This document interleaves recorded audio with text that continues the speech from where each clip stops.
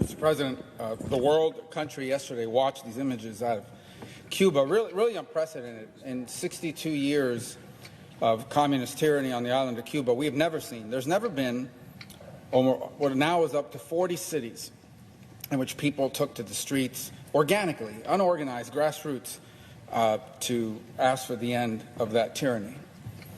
And I think it's important for a lot of people that are new to the issue to sort of understand what that means and what it's all about. I think that the first lesson we need to take away from it is that Marxism, socialism, doesn't work. The way socialism, the way Marxism has always worked, the way it's always empowered itself, is it goes to a people and immediately divides them. It says, there is this oppressor class, and then there is this victim class, and these evil oppressors and, capitalists, in the case of socialism or traditional Marxism, they oppress the victims. And what you have to do is you have to give us the power in government to take care of these oppressors, to go after these oppressors. And if you give us that power, we will deliver you security. We will protect you from the oppressors. They ask for security in exchange for freedom. That is always the price that socialism asks for, security. And what you wind up with is a country of people that hate each other, that are angry at each other. A significant portion of the people in the country have to leave, have to flee, go to jail, because they're the oppressor class. Their lives are destroyed. Their family lives are destroyed. But the socialism can't deliver the security. And when it can't deliver the security, you don't get your freedom back. And in fact, when you start to complain about that, that is when the repression comes. Well, that's what's happened in Cuba. Socialism and Marxism has done in Cuba what it has done everywhere in the world that it's been tried. It has failed. It has failed.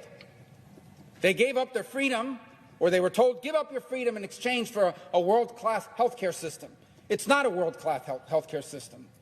In fact, it's a healthcare system that does not even have the ability to deal with COVID at its very basic level. That says, give up your freedom for economic security. What economic security? People are hungry, homes are crumbling. There is no economy. There is no real economy in Cuba. Give up your freedom and you'll have an education, free education for everybody. That education, number one, you're a doctor. You can drive a taxi cab in Cuba and make more money. Or number two, you get forced to go overseas and work basically on slave wages, no pay, barely any pay at all. It's basically human trafficking, as our own Department of State found when it looked at the Cuban doctors program and how it's been abused. And so what's happened in Cuba is socialism has failed. It has to repress the people who complain about it. You don't get your freedom back, and like socialists always do, they have to find someone to blame. And who do they blame? Number one, they blame anybody in the country that doesn't agree with them. You're immediately a counter-revolutionary. You're immediately a pawn of the imperialists. And then, of course, they always blame the United States. The problem in Cuba for the regime is the people aren't falling for those lies anymore. They're not. The embargo, that's the first thing they blame. It's the embargo. The embargo's causing all this. Why aren't fishermen and farmers in Cuba allowed to fish or grow things and sell it to people? It's not the embargo that keeps them from doing that. It's the regime.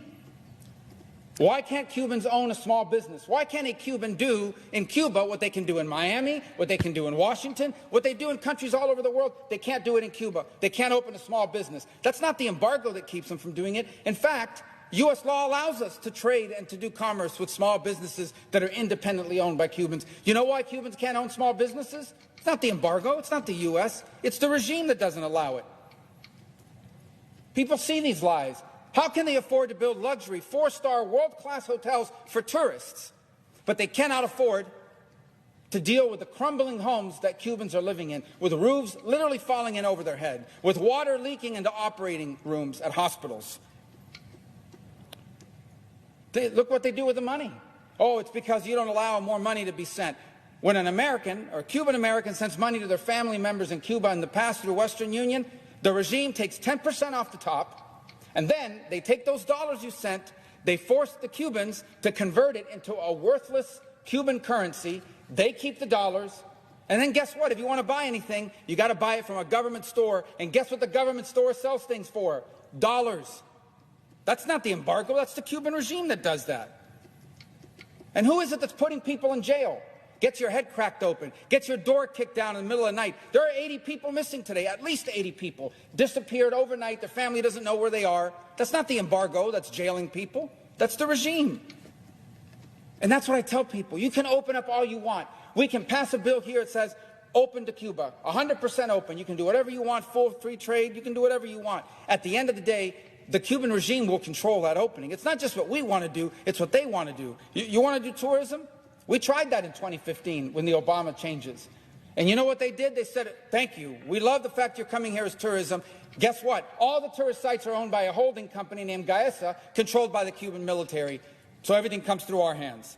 You want to send them food? That's great. Guess who gets it? Alimport, which is a government, military-owned agriculture company. You can't sell it to a small grocery store in Cuba or even a food wholesaler. It goes to the Cuban government. You want to send money? They take it. You know why? Because socialism is about control. And all of these things, tourism, food, money, medicine, it's all about control.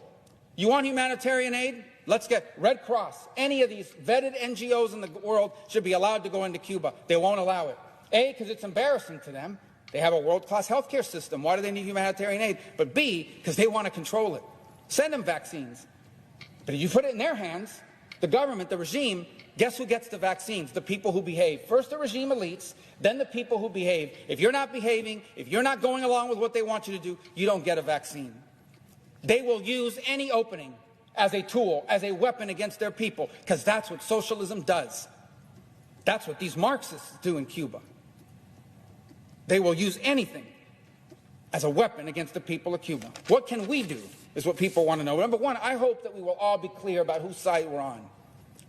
You don't have to even agree with anything I've said. What you should agree with is that people everywhere in the world, including 90 miles from our shore, should be allowed to go into the street, peacefully march, call for an end to dictatorship, and not have their head cracked open. By the way, no one in Cuba has guns except the military, so why are these repressive forces walking around with these rifles and people getting shot? They're shooting people that literally are unarmed. Should be able to do that, and we should be clear. We should be clear in our language. We don't just condemn this tyranny, we condemn this communist, this Marxist, this socialist tyranny. Call it for what it is. Number two, we should make clear nothing's going to change. There's not going to be any sanctions change as a result of this.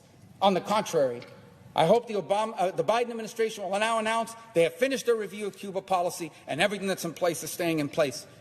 To the extent we change policy, number three, I hope we make it a top priority to allow the people of Cuba to have free, unfettered, and open internet access. And the technology exists to do that with a satellite-based system. We should put the best minds to work on getting that done, because if the Cuban people have free and unfettered access to the internet, the first thing the regime shut down yesterday was the internet. They can communicate with each other, and they can receive information and communicate with the world. It's 90 miles from our shores. We should be allowed to do that. Number four, for all of those who believe and have faith in the international community, and I still hold hope that one day it will work again, where's Spain? Where's the EU? Where are all these countries that for years have given cover and protection to the Cuban regime and condemned America? They should speak out clearly that what's happening there is wrong, that repression is wrong. We should rally that. We should use our position of strength and power in the world and our influence in diplomatic circles to make that happen. And number five, I hope the President will be very clear with the regime in Cuba that we will not tolerate them encouraging a mass migration event, because I'm warning you, this is what they do. They've done it twice already.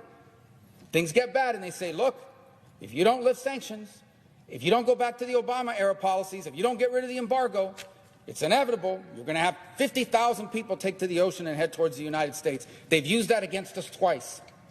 They did it in '94, they did it in 1980 with the Mario boat lift. And President Biden needs to be clear, whether it's through private channels or saying it publicly, be abundantly clear that we will treat the encouragement of mass migration towards the United States as a hostile action and act accordingly. That cannot be tolerated. I want to close with this. I recognize that most of the members of this chamber, most of the people here in Washington, and frankly most of the people in the country, do not pay attention to Cuba on a daily basis. I get it. I really do. But if you're not following the issue of Cuba, you can be forgiven for not knowing that what we're seeing, what we saw yesterday, what we're seeing today, what's happened recently, none of this was started by politicians. It wasn't started by me. Wasn't started by anybody in Miami or in Florida. Wasn't started by any think tank in Washington. Wasn't even started by political activists inside of Cuba. You know who started what's happening in Cuba? Artists, poets, songwriters, writers, actors, musicians. They're the ones who started it. The San Isidro movement. Because they came after them. And there's a song, a lot of people don't realize that there was a song that came out earlier this year. A song that, by the way, if you play in Cuba, you will go to jail. The song's name is Patria y Vida. Now, the slogan of the Cuban regime is Patria o Muerte, meaning fatherland or death. This song played on that. It says Patria y Vida, which means fatherland and life, instead of fatherland or death. And the song is extraordinarily powerful because it was written by people and sang by people who have lived this reality and are living this reality. So powerful that, as I said, you'll go to jail in Cuba if you play it. And what the song basically says in its lyrics is, why can't people think different ways and not be treated as enemies? Why is life so good for party insiders and their families, but there's no food for average Cubans? Seems to be no embargo for the Cuban regime and their family members. Why can you build luxury hotels while our homes are crumbling? Why do Cubans have to suffer the indignities? The indignities of simple things like not being able to bathe with soap, not being able to use deodorant, not having toothpaste. Why do they have to deal with these indignities? And the song also asks, who told the regime that Cuba belongs to them and only them? Shouldn't it belong to all 13 million Cubans? The chorus, I'll read first in English and then I'll translate it in Spanish, because it actually plays on the dominoes. Dominoes is a very popular game played by Cubans, played by everybody, but Cubans in particular. It's a big game there. The chorus reads, se acabó, tu 5-9, yo doble 2. Ya se acabó, 60 años, trancado el dominó. And how it translates, it says, it's over. You're 59, meaning 1959, the year the Castro took over, but I have double 2s. And everyone knows that if in the domino game, if at the end of the chain, both dominoes, no one has any dominoes left to put down, the game gets locked. And you count numbers, you count dots, to see who won. So it says, it's over. You're 59, but I have double 2s. It's over. 60 years with the domino game locked up for us. Now, I know this is a very colloquial Cuban way of expressing it, but this is incredibly powerful. People in Cuba understood what that means. And that means that all this ideology, all this stuff they talk about, all these lies of the regime work out really well for them. People don't believe it anymore, and they're not afraid anymore. Meanwhile, their lives are ruined.